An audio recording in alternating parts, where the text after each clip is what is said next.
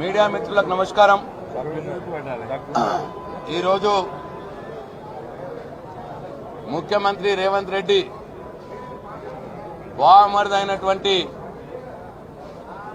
సుజన్ రెడ్డికి సింగరేణి బొగ్గు స్కామ్లో ఉన్నటువంటి లింకును బయటపెట్టినందుకే ఆగ మేఘాల మీద హరీష్ రావు గారి మీద సిట్ విచారణ పేరు మీద ఇవాళ కక్ష సాధింపు చర్య చేస్తున్నారు అని చెప్పి బీఆర్ఎస్ పార్టీ భావిస్తా ఉన్నది.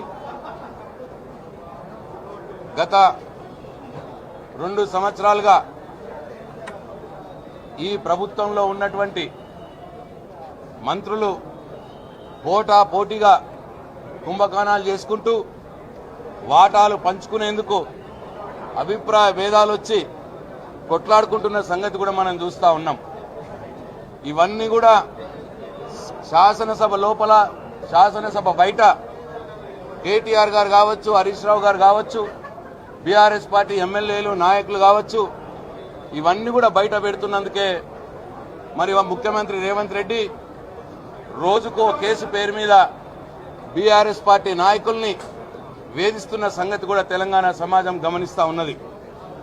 ఒకసారి కార్ రేసింగ్, ఈ కార్ రేసింగ్ అని, ఇంకోసారి ఫోన్ ట్యాపింగ్ అని, ఇంకోసారి కాళేశ్వరం అని, ఇంకోసారి విద్యుత్ మీద అని రకరకాలుగా ఆధారాలు లేనటువంటి నిరాధారమైనటువంటి కేసులు మోపి ఇవాళ బీఆర్ఎస్ పార్టీ నాయకుల్ని వేధిస్తున్న సంగతి కూడా తెలంగాణ సమాజం గమనించాలని చెప్పి కోరుతా ఉన్నాం.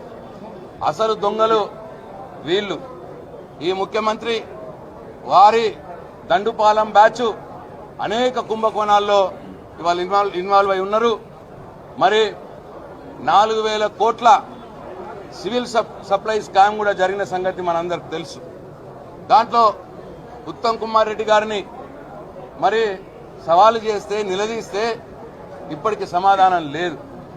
అట్లనే సమ్మక్క సారక్క అక్కడ యొక్క పని 300 కోట్ల రూపాయల పని కోసం మరి ఇద్దరు మంత్రులు కొట్లాడుకున్న సంగతి కూడా మనం చూసినాం.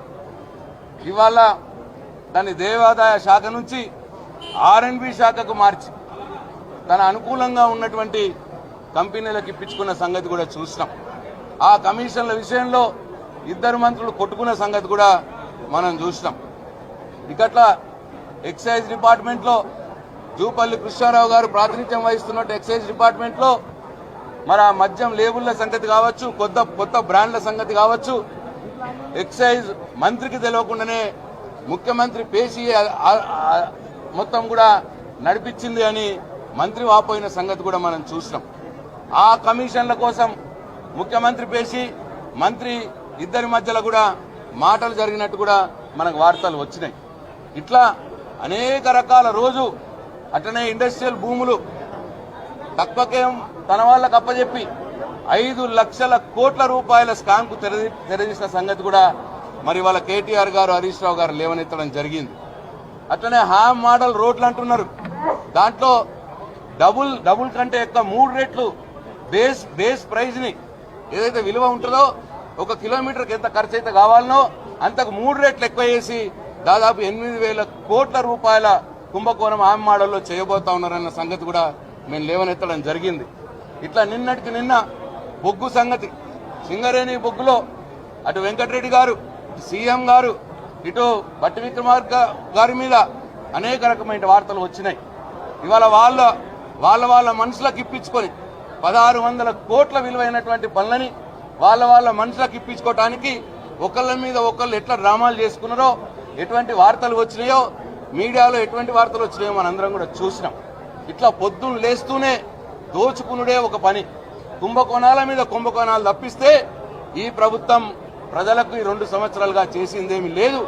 ప్రజలకు ఇచ్చిన హామీలు, రైతు బంధు ఎగ్గొడతా ఉన్నారు, రుణమాఫీ 2 లక్షల రుణమాఫీ సగం మందికి అయింది, 500 వడ్ల బోనస్ అన్నారు, అది ఎప్పుడు ఇస్తున్నారో ఎవరికి అర్థం కావట్లేదు. 2,500 ప్రతి మహిళకు అన్నారు, అది లేదు. 2,000 పెన్షన్ 4,000 అన్నారు, అది లేదు. తులం బంగారం అన్నారు, అది లేదు. 2 లక్షల ఉద్యోగాలు మొదటి సంవత్సరంలో అన్నారు, అది మాట తప్పినారు. ఇట్లా ప్రజలకు ఇచ్చిన అన్ని హామీల్ని ఆ మాటలు తప్పి ప్రజల్ని మోసం చేస్తూ మరి దాని నుంచి బయటపడటానికి ఏం చేయాలని అర్థం కాక ప్రతిపక్ష నాయకుల మీద సీరియల్లా టీవీ సీరియల్ నడిపించినట్టు నడిపిస్తా ఇవాళ కేసులు పెట్టుకుంటా పోతా ఉన్నారు. మరి ఇదంతా కూడా మేధావి లోకం ఆలోచించాలని చెప్పి విజ్ఞప్తి చేస్తా ఉన్నాం.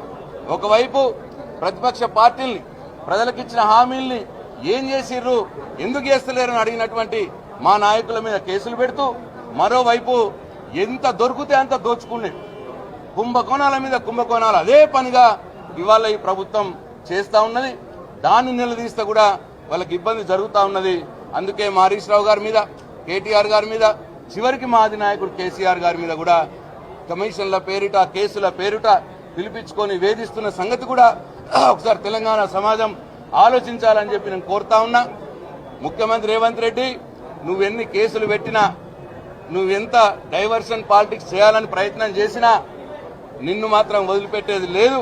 నీ అవినీతిని ప్రశ్నిస్తూనే ఉంటాం, నీ కుంభకోణాలను బయట పెడుతూనే ఉంటాం, ప్రజలకు నువ్వు ఇచ్చిన హామీలను నెరవేర్చేదాక మీ ఎంట పడుతూనే ఉంటాం.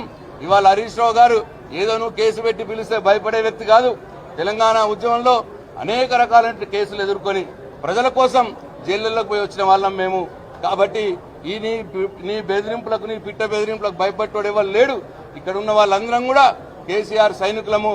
తెలంగాణ ఉద్యమంలో చురుకుగా పాల్గొన్న బిడ్డలము. నీలాగా ఉద్యమకారంగా రైఫిల్ పట్టుకొని పోయిన వాళ్ళం కాదు మేము. రైఫిల్ మా గుండెలకు అత్తుకొని మేము పోయిన మనుషులం మేము. కాబట్టి ఈ పిట్ట బెదిరింపుకు భయపడేది లేదు. హరీష్ రావు గారు వెంబటి యావత్ బీఆర్ఎస్ పార్టీ నిల్చున్నది. తప్పకుండా న్యాయం ధర్మం గెలుస్తుంది. నువ్వు ఆధారాలు లేని ఒక కేసులో సుప్రీంకోర్టు క్లీన్ చిట్ ఇచ్చింది. హరీష్ రావుకు ఫోన్ టాపింగ్ కు సంబంధం లేదని హైకోర్టు క్లీన్ చిట్ ఇచ్చింది.